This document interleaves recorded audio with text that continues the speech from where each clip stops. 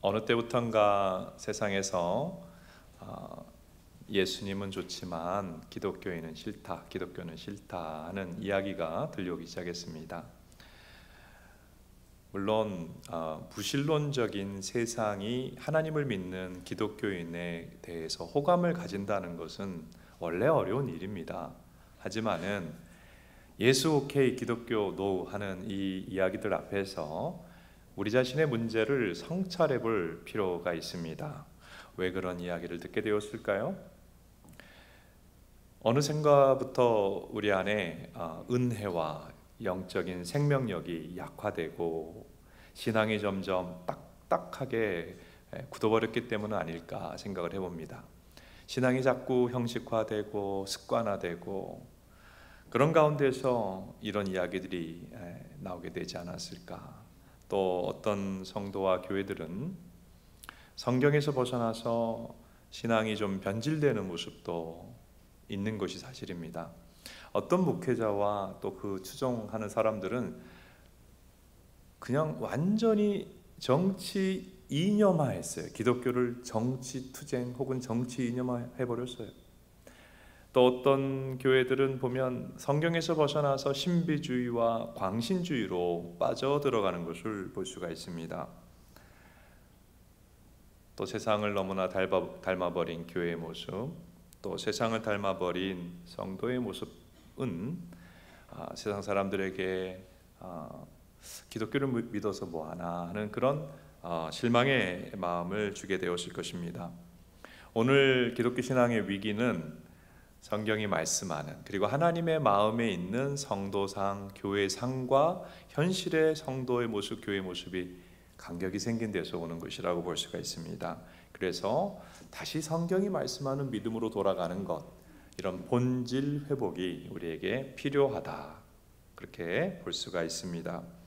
물론 우리는 불완전하기 때문에 어떨 때는 믿음의 정로를 걷다가 어떨 때는 좀 옆으로 빠집니다. 그래서 우리에게 필요한 게 깨닫고 돌아서는 거예요. 깨닫고 돌아오는 거예요. 신자는 돌아오는 것을 잘해야 됩니다. 오늘 다시 한번 하나님이 말씀하는 믿음으로 돌아가는 것을 성경은 부흥이라고 말합니다. 그러니까 부흥에 대해서 오해를 하는데 숫자가 증가하는 게 아니라 하나님이 말씀하는 참 믿음으로 돌아가는 것, 믿음의 정로로 돌아가는 것, 그것을 부흥이라고 말합니다. 이런 부흥이 우리에게 필요할 줄로 압니다. 오늘 말씀은 하나님 믿는다 하면서도 믿음의 곁길로 빠져있는 예수님 당시 이스라엘 백성들에게 예수님이 믿음의 길은 이것이다, 다시 한번 돌아오게 하는 그런 말씀이라고 볼 수 있습니다. 영적 회복을 하도록 주신 말씀이라고 볼 수 있습니다. 자, 우리가 어떤 교회, 어떤 성도가 되어야 하는지 오늘 말씀을 가지고 살펴보겠습니다. 본문의 교훈 첫 번째입니다. 신앙생활은 혼인잔치 같은 기쁨을 누리는 것이다. 본문의 교훈입니다. 오늘 여러분이 성경을 펴서 본문을 읽어보면 그 소제목이 붙어 있는데 금식 논쟁이라고 붙어 있는 것을 볼 수가 있을 것입니다. 세례 요한의 제자들과 바리새인들이 금식을 하고 있는데 예수님과 예수님의 제자들은 세리 마태의 집에 가서 파티를 벌이고 먹고 마시고 있는 거예요. 그러니까 이분들이 좀 화가 나가지고 예수님한테 얘기했어요. 아니, 금식하고 있는 이때에 예수님 당신 그리고 제자들 왜 금식 안 하고 있느냐고 따졌습니다. 그랬더니 예수님이 15절에 혼인잔치 이야기를 하면서 결혼식 파티에 참여하는 사람이 슬퍼하거나 금식하는 경우가 있겠느냐 하셨어요. 이 말씀의 뜻이 뭔지 아십니까? 신앙생활은 혼인잔치와 같은 것이다. 그리고 신앙생활은 혼인잔치하는 것과 같은 기쁨을 누리는 것이다. 예수님이 이 말씀을 딱 하신 거예요. 왜 신앙생활이 혼인잔치입니까? 우리가 믿음을 갖고서 참 신랑이신 예수님을 얻게 된 것이죠. 그리고 믿음을 가졌다는 것은 예수님과 결혼했다는 거예요. 믿음은 예수님과 결혼이요 연합이에요.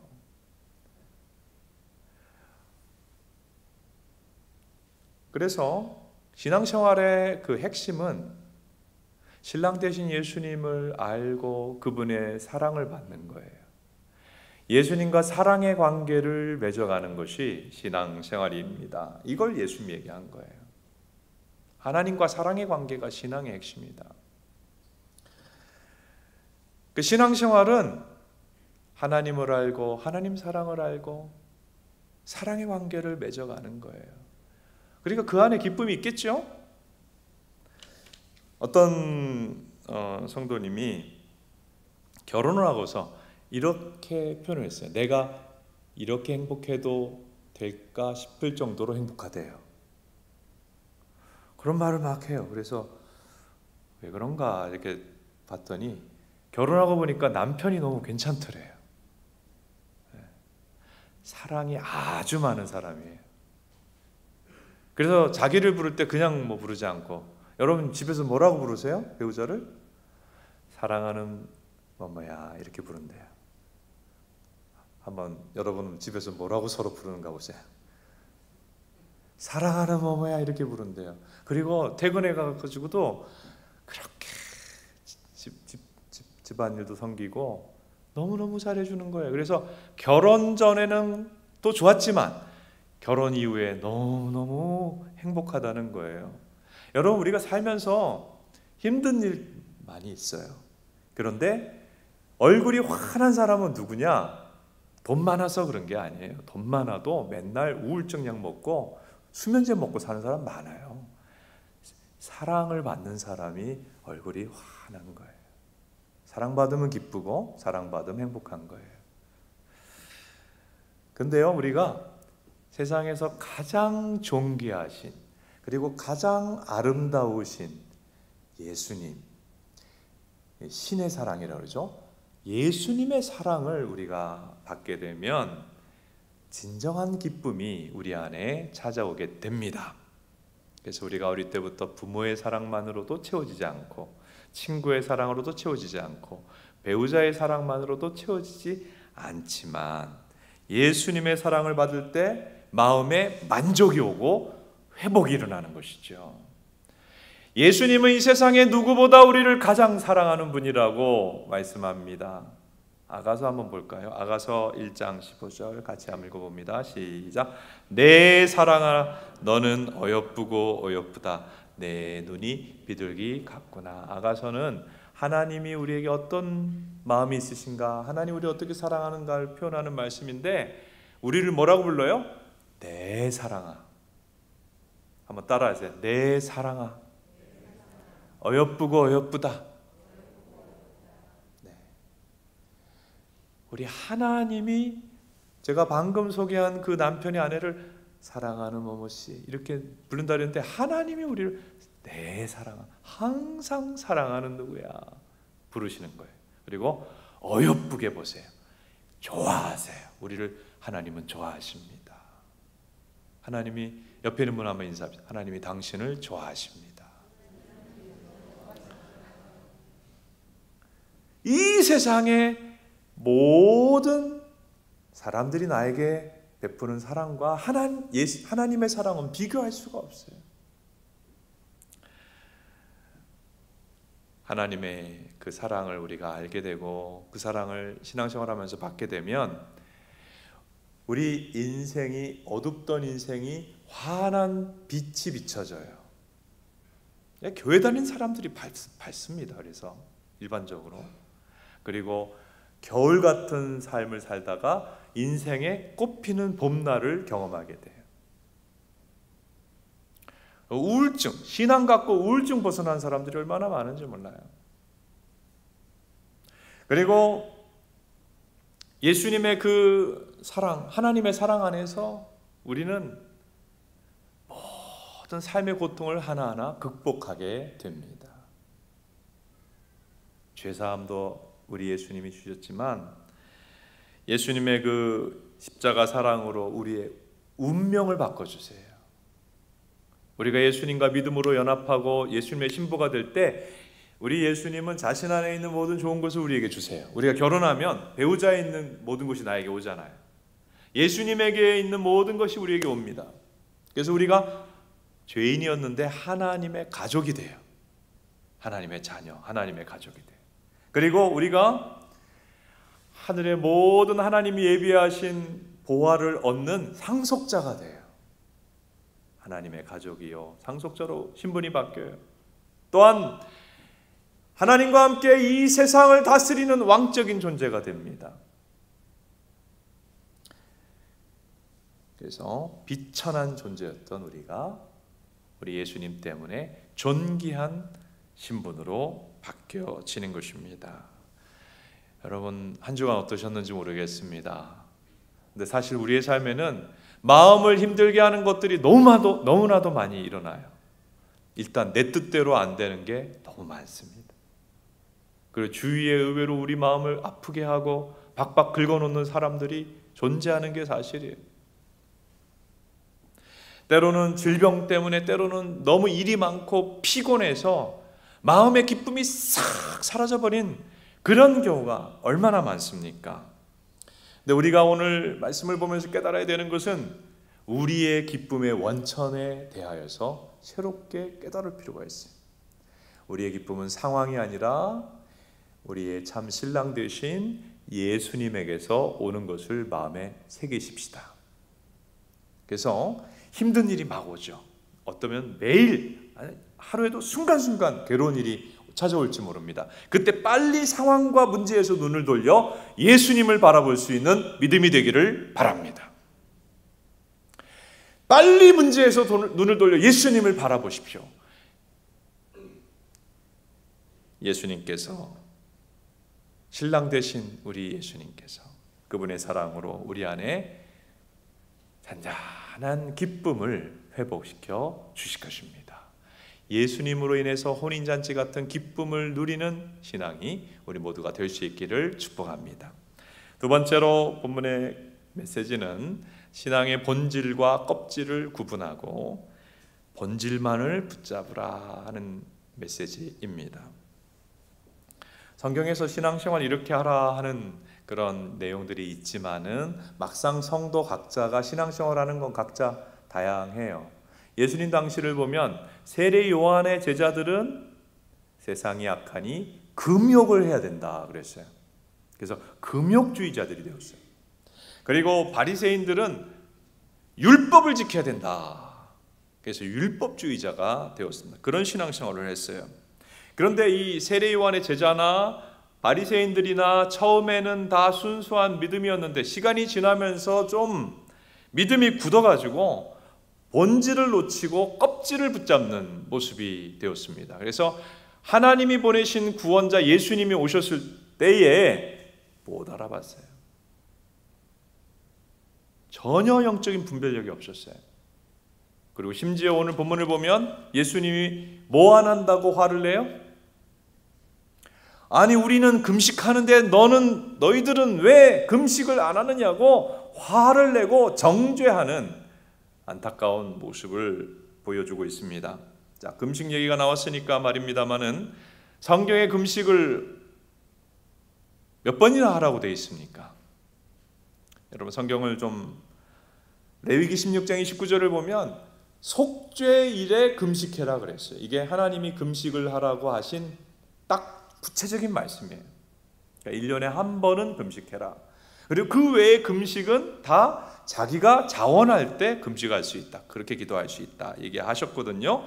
그런데 왜 예수님 시대의 이 세례 요한의 제자들과 바리새인들은 금식을 자주 했습니까? 일주일에 2번씩이나 했습니다. 화요일과 목요일에 했어요. 그렇게 하면 훌륭한 그리스도인이 될 줄로 생각했기 때문입니다. 그리고 사실상 그들의 심리에는, 마음에는 이렇게 금식을 자주 하면 사람들에게 훌륭한 신앙인이라고 인정을 받을 것이라는 기대를 하고 있었던 것입니다. 그래서 이 종교인들은, 예수님 당시 종교인들은 금식을 일주일에 2번 하면서 그날에 일부러 안 씻어요. 그러니까 초췌한 모습으로 길거리를 다닙니다. 그러면 얼굴 봐도 알잖아요. 너무 초췌해 보이니까 야, 저 사람 저렇게 금식을 많이 하는 훌륭한 신자, 훌륭한 사람이구나. 드러나고 인정받기 원했던 그런 사람들이었습니다.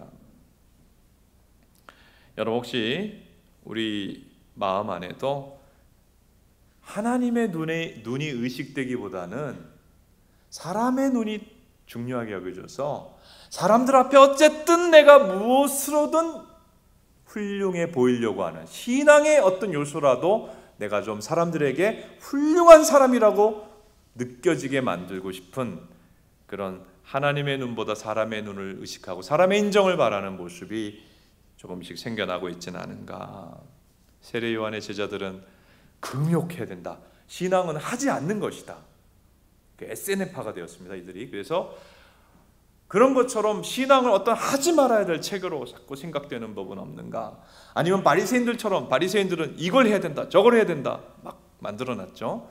신앙을 해야 되는 율법의 체계로 자꾸 생각하게 되는 경향은 없는가 돌아볼 필요가 있다 하는 것입니다. 그래서 우리가 자꾸 껍질을 붙잡게 될 때가 있어요. 따라합시다. 본질만 붙잡자. 오늘 9장 17절 끝에 보면 새 포도주는 새 부대에 라는 말씀을 예수님이 하셨어요. 따라합시다. 새 포도주는 새 부대에. 이게 무슨 뜻인가 하면 예수님은 포도주와 포도주를 담는 부대를 구분하라 하는 것입니다. 신앙의 가장 1차적인 것과 2차적인 것, 본질과 껍질을 구분해라 하는 것입니다. 신앙의 1차적인 것, 포도주는 복음입니다. 예수 그리스도입니다. 2차적인 건 뭐예요? 복음과 예수 그리스도를 감싸고 있는 모든 형식이요, 문화요, 전통입니다. 이건 구분해야 된다. 예수님 당시에 이스라엘에서는 포도주를 유리병에 담는 게 아니라 양가죽 부대에 담았어요. 거기를 이제 각각 묶어가지고 포도주를 담았는데, 가죽이라는 것은 시간이 지나면 딱딱하게 되고 균열이 생기지 않습니까? 근데 새 포도주, 막 발효가 막 일어나는 새 포도주를 이미 딱딱하게 낡아버린 포도주 부대에 넣게 되면 발효로 인하여 포도주 부대가 팽창하다가 터져버리는 거예요. 그럼 포도주도 다 잃어버리고 부대도 망가지게 된다 하는 그런 예수님의 말씀인데, 이건 무슨 말씀이냐면 복음과 하나님의 은혜를, 그걸 감싸고 있는 문화와 제도와 관습이 가로막는 것이 되어서는 안 된다 하는 그런 말씀을 주신 것이죠.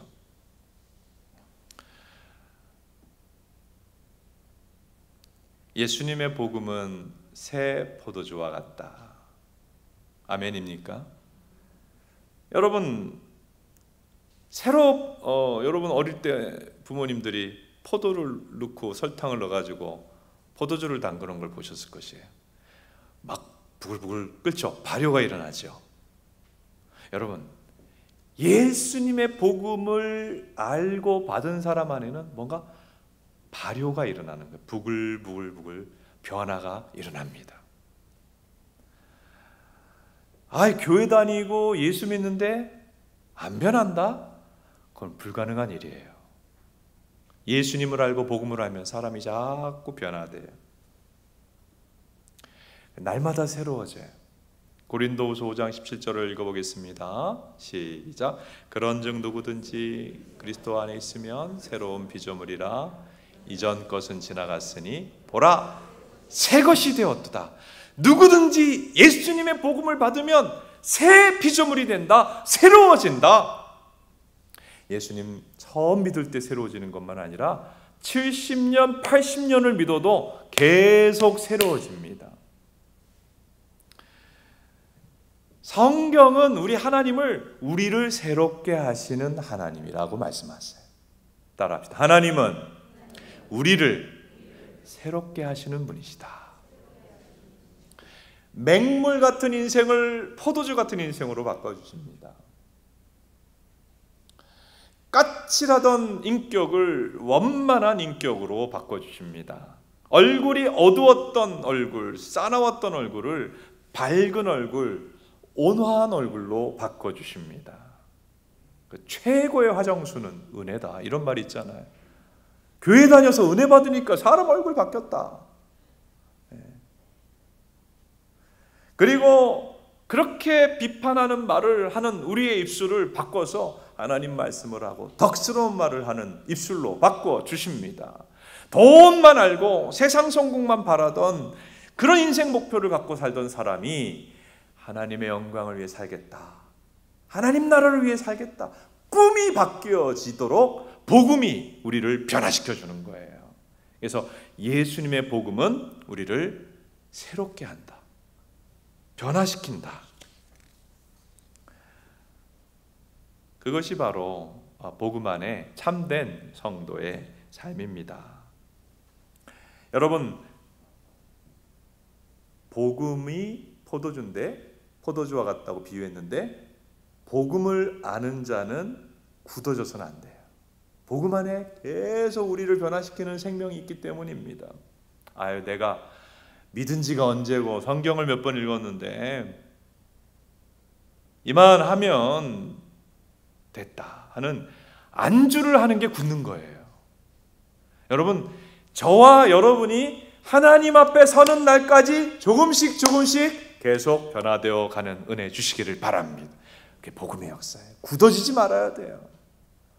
어느 순간에 굳어졌습니까? 지금 변화가 필요한 시점입니다. 안주하지 맙시다. 이만하면 됐다 힘주지 맙시다. 계속 복음으로 새로워집시다. 사람이 병드는 게 굳어져서 병드는 거예요. 우리의 영혼도 우리의 마음도 계속 부들부들 복음으로 변화되고 새로워질 수 있는 축복을 주시기를 바랍니다. 그리고 새 포도주는 새 부대라고 그랬습니다. 부대에 대한 얘기를 해봅시다. 성도도 복음으로 말미암아 계속 변화되어야 되는데, 교회, 포도주를 담는, 복음을 담는, 예수님을 담는 부대인 교회도 늘 굳어지지 말고 새로워져야 돼요. 근데 굳어지지 않으려면 본질을 붙잡아야 돼요. 예수님과의 관계, 요거를 꽉 붙잡고 나머지 부분에 대해서는 열어놓고 유연해질 필요가 있습니다. 근데 복음과 예수 그리스도를 꼭 붙잡지 아니하고 껍질을 자꾸 중요하게 생각하게 되면, 전통을 중요하게 생각하게 되면 교회가 잘못하면 바리새인 집단이 될 수가 있습니다. 제가 아는 어느 목사님 교회에 한 주일에 난리가 났대요. 아유, 무슨 어려움이 있었냐 그랬더니, 아니, 교회가 찬송가만 불러야 된다는 전통이 있대요. 근데 청년부에서 찬송가가 아니라 가스펠송을 불렀대요. 거기다 더해갖고 청년들이 좀 신나게 가스펠을 부르려고 드럼을 갖고 와서 쳤대요. 장로님들이 화가 나가지고 가가지고 청년부 예배 스톱! 예배를 스톱시켰대요. 그래서 아주 이번 주간에 어려움을 겪었다 하는 이야기를 하시더라고요. 오늘 몇 년이요? 2021년이죠? 2021년 10월 오늘날도 교회에서는 찬송가만 부르셔야 돼, 특송도 찬송가만 하셔야 돼 하는 교회가 실제로 존재합니다. 자, 성경에 찬송가만 부르세요 하는 말씀이 있을까요, 없을까요? 아시면서 대답을 안 하면 어떡해요? 없죠. 찬송가를 불러도 되고 새 찬송, 가스펠로 불러도 됩니다. 자, 교회에서는 피아노, 올간만 쓰시오 하는 구절이 있어요? 없죠? 현대적인 악기를 쓸 수도 있어요. 그러니까 복음, 예수 그리스도, 하나님이 성경에 명확히 말씀한 것은 함부로 변경할 수 없어요. 불변이에요. 영원해요. 그러나 말씀하지 않은 것, 문화, 관습, 껍질 제도는 변화시켜 갈 수 있어야 한다. 제가 아직도 어떤 교회는 목회자는 성의를 매주일 강단에서 입어야 되고, 성의만 있습니까? 손에 뭘 껴야 돼요? 장갑을 끼고 강단에서 말씀 전해야 된다. 아직도 그 전통을 지금 고소하는 교회들까지도 있는 것을 알고 있어요. 그런 건 새로워질 필요가 있어요. 그런 건 열어놓을 필요가 있어요. 성경에 말씀하지 않잖아요. 근데 성경에 명확히 말씀하는 거 있잖아요. 그렇죠? 그것은 우리가 함부로 하나님의 말씀이니 바꿀 수는 없습니다. 예배는 이렇게 드리라 명확히 얘기하신 게 있잖아요. 그런 것은 바꿀 수 없지만 성경과 복음 바꿔지지 않지만 그 외의 모든 것에 대해서는 자꾸 열어놔야 돼요. 그래야 불신자들도 교회 안에 들어와서 예수님 만날 수 있고 우리 자녀 세대, 젊은 세대들이 또 교회 안에 들어와서 옛날 세대 자꾸 오래된 것에 집착하면 이 젊은 사람들이 교회 안에서 배견할 수가 없습니다. 새로운 문화와 흐름을 가지고 우리 다음 세대도 복음을 알고 예수님을 알 수 있도록 교회가 계속 굳어지지 아니하고 변화되어 나가는 것도 오늘 필요하다 하는 것이 메시지입니다. 다시 복음에 대한 얘기를 좀 해봅시다. 예수님은 포도주가 중요하다 그러셨어요. 본질이 중요하다. 본질은 예수님의 사랑을 깨닫고 또 우리도 예수님을 더욱 사랑하는 거예요. 그러니까 신앙은 한마디로 이런 거예요. 주님의 사랑을 우리가 받아 누리고 우리도 주님을 사랑하는 거예요. 따라합시다. 사랑받고 주님을 사랑하는 것이 신앙이다. 여러분이 판교사랑에게 예배드리고 신앙생활하면서 예수님 사랑을 풍성히 누리고 주님을 더욱 사랑하시기 바랍니다. 이게 본질이에요. 그리고 예수님의 사랑을 알고 주님의 사랑을 알고 내 곁에 있는 사람을 더 사랑하게 되는 것. 여러분 가족을 더 사랑하게 되시기 바랍니다. 배우자를 더 사랑하게 되시기 바랍니다. 내 곁에 있는 자녀와 내 곁에 있는 사람들을 더 사랑하게 되시기를 바랍니다. 그리고 주님을 모르는 분들이 곁에 있잖아요. 주님을 모르는 분들에게 사랑하는 마음으로 예수님을 전하고 복음을 전하고 예수님 앞으로 인도하는 것. 이게 신앙의 본질이요. 그리고 우리 주변에 고난받는 사람들, 아파하는 사람들, 소외된 사람들에게 예수님의 긍휼의 마음을 가지고 찾아가서 그분들을 섬기며 도우며 사랑을 베푸는 것. 이것이 신앙의 본질입니다. 지금 가을이 한참 무르익고 있습니다. 거리를 산책을 해보신 분은 야, 가을빛이 참 선연하다 하는 것을 느끼셨을 거예요. 봄이나 여름에 꽃이 피면 참 이쁘지 않습니까? 그런데 가을에 이렇게 수목을 보면 봄의 꽃보다 가을에 저 물든 단풍잎들이 아름답다 하는 것을 느끼게 됩니다. 나무 앞에서 때로는 부끄러워요. 그냥 나이 먹는 게 아니라 나도 저렇게 아름다운 빛깔로 무르익어야 될 텐데. 여러분 아름답게 무르익는 우리 인생이 되었으면 참 좋겠어요. 근데 어떻게 그렇게 아름답게 나이가 들수록 그냥 나이가 들어가는 게 아니라 무르익는 인생이 될 수 있을까? 예수 그리스도의 복음 안에 답이 있어요. 복음 포도주와 같다 그랬잖아요. 그러니까 이 복음이 우리 안에 들어오면 부글부글해서 발효시켜요. 우리를 숙성시켜요. 저 멋있게 향기나게 무르익는 사람으로 예수 그리스도의 복음이 우리를 바꾸어 줍니다. 그래서 예수님 만난 지 여러분 몇 년 되셨어요? 그 예수님으로 인해서 정말 기가 막히게 숙성된 그런 삶이 된다면 우리 주변에서 아유 뭐 교회 나가도 똑같아, 안 믿는 사람하고 똑같아,